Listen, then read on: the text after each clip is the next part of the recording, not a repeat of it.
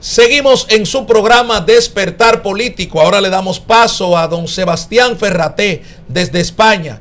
Buenos días a todos desde Multimedios Comunicaciones y para el programa líder de la televisión dominicana Despertar Político, conducido por el buen amigo Rafael Linares. Les habla desde España Sebastián Martínez Ferraté para abordar y analizar en nuestro segmento de geoestrategia e inteligencia internacional de hoy el atentado sufrido en Colombia por Miguel Uribe Turbay y que recordó nada más y nada menos a los peores años de la violencia política.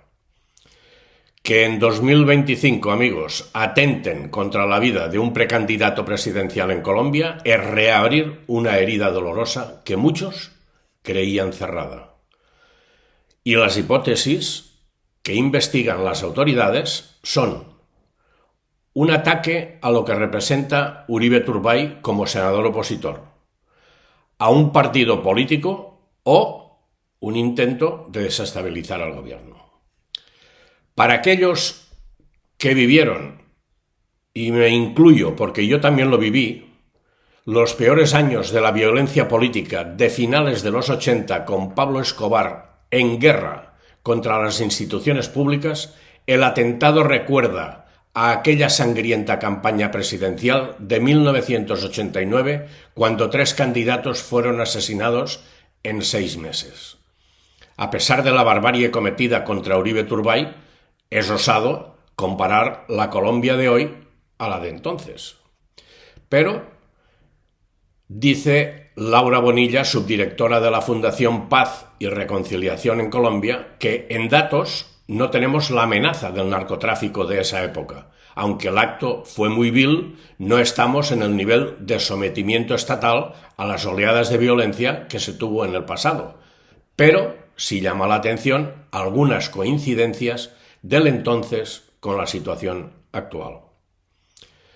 Colombia, amigos, vive una tensa disputa política protagonizada por el gobierno izquierdista de Gustavo Petro contra un amplio sector del Congreso y miembros de la oposición enfrentados por las reformas del presidente que, en su mayoría, no alcanzan los consensos necesarios para concretarse. Uribe Turbay, político de la agrupación de derecha Centro Democrático, critica a Petro con mucha frecuencia.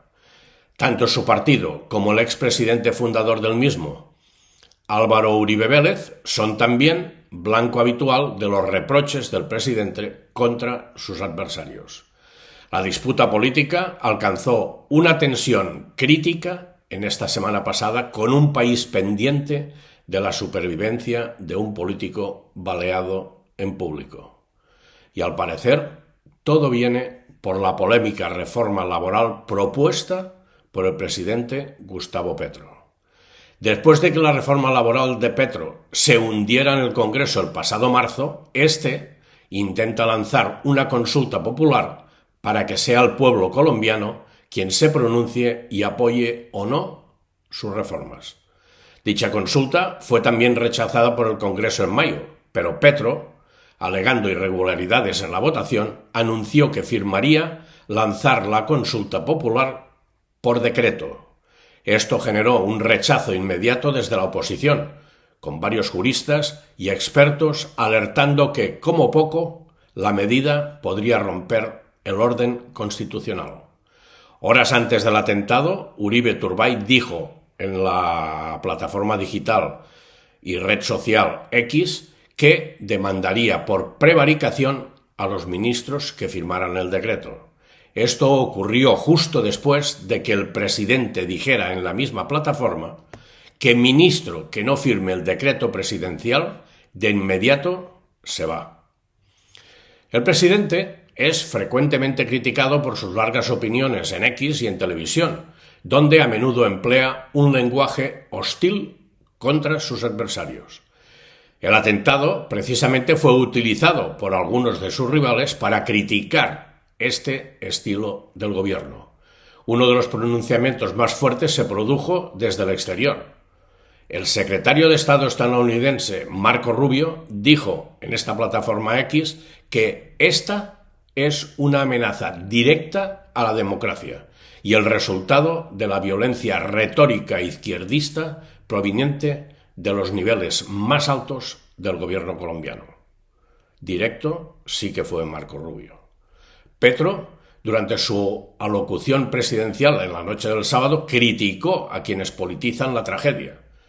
Dijo: tengo también que rechazar el intento oportunista bajo de Truán y de utilizar con fines políticos el dolor de la familia y del mismo Miguel Uribe Turbay. Los patrones del crimen repiten los patrones de la muerte de la mayoría de los dirigentes políticos de Colombia. El presidente no es el único en utilizar sus redes para lanzar dardos contra sus oponentes. En el caso de la reforma laboral, mientras que los críticos más cautos han tildado la consulta popular como anticonstitucional, los más fervientes lo han acusado de autoritario y dictador. Petro, dicen, cruza la línea y se convierte en dictador. Convocar su consulta por decreto es un zarpazo a la democracia, un abuso de poder descarado. Las Fuerzas Armadas de Colombia deben estar alerta ante cualquier golpe contra la Constitución y la democracia por parte de Petro y su gobierno, dijo en un par de publicaciones entre el 3 y el 4 de junio en X la precandidata derechista Vicky Dávila. Que esto se produzca en la llegada del primer gobierno de izquierdas de Colombia hace que en la memoria colectiva fluya el pasado, explicó. Así que sería bueno recordar algunos de los políticos asesinados en aquellos fatídicos 6 meses entre 1989 y 1990.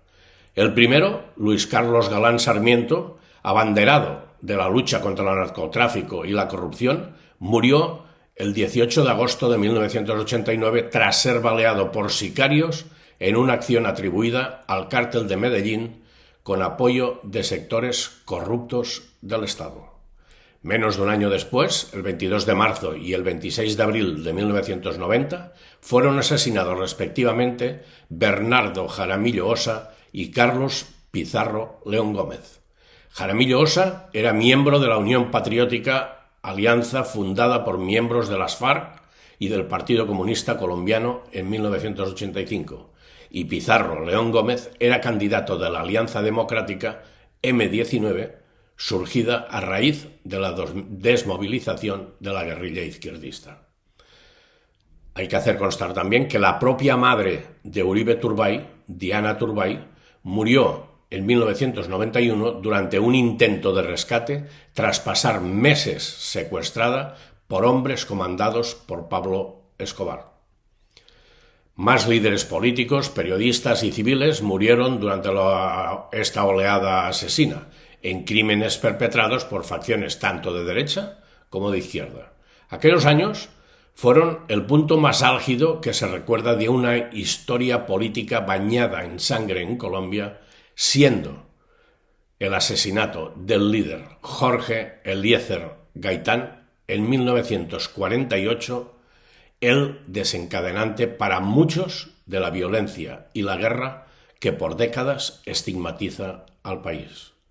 Desde entonces, políticos, miembros de la fuerza pública, sindicalistas y líderes sociales viven bajo frecuentes amenazas de muerte, presiones y atentados. La tasa de asesinatos en Colombia es, junto a la de Ecuador, Brasil y Honduras, de las más altas de la región. Pero los datos difícilmente tranquilizarán a quienes, en las últimas horas, viven traumados fantasmas de otros tiempos.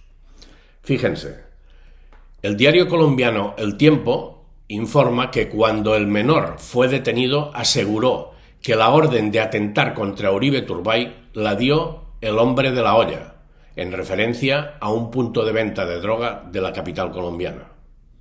Las autoridades buscan ahora a los autores intelectuales de un crimen que se llevó a cabo mediante una práctica extendida en Colombia, el reclutamiento de menores por parte de grupos armados y criminales para matar.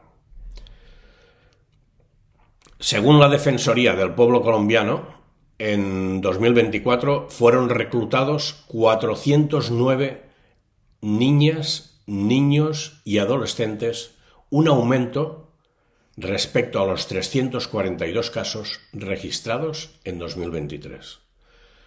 Con décadas de conflicto armado y crimen organizado, miles de menores han sido víctimas de la violencia en Colombia, siendo reclutados tanto por los cárteles de la droga como por las guerrillas izquierdistas, fuerzas paramilitares y nuevos actores armados y criminales.